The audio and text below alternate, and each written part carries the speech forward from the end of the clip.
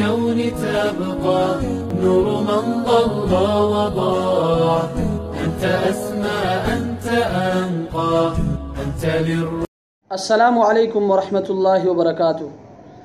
نحمده ونصلی علی رسوله الکریم. اما بعد فاعوذ باللہ من الشیطان الرجیم. بسم اللہ الرحمن الرحیم. الحمدللہ آج قسط نمبر 207 میں آپ کے مسائل اور ان کے حل کے ساتھ ایک مرتبہ پھر میں آپ کے درمیان.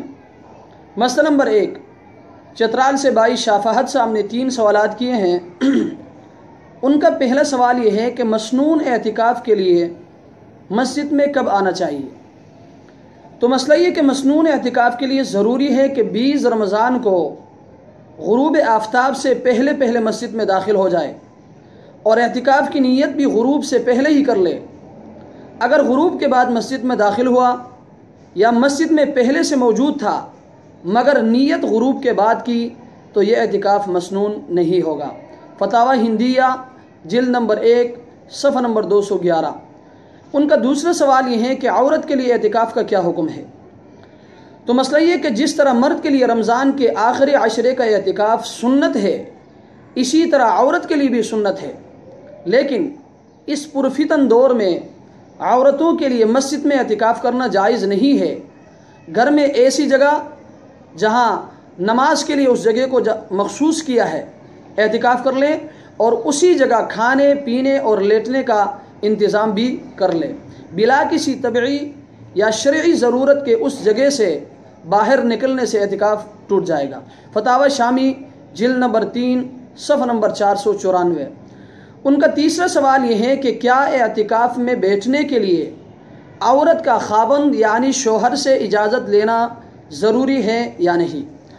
تو مسئلہ یہ کہ عورت کو اعتکاف میں بیٹھنے کے لیے خاوند کی اجازت ضروری ہے. خاوند بیوی کو اعتکاف سے منع بھی کر سکتا ہے، لیکن جب ایک بار اجازت دے دی تو اب منع نہیں کر سکتا. نیز جب خاوند نے اجازت دے دی تو اب ان کے لیے میاں بیوی کے مخصوص امور جائز نہیں ہے.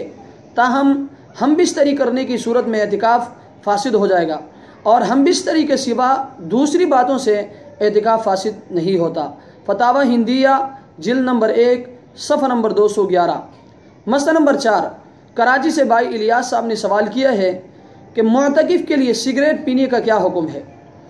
تو مسئلہ یہ کہ معتکف کے لیے حقہ اور سگریٹ مسجد میں بیٹھ کر پینا جائز نہیں ہے اور اس غرض سے مسجد سے باہر نکلنا بھی جائز نہیں ہے. اگر کوئی معتکف ان چیزوں کو عادی ہے تو مدت اعتکاف میں ان چیزوں کو ترک کر دے.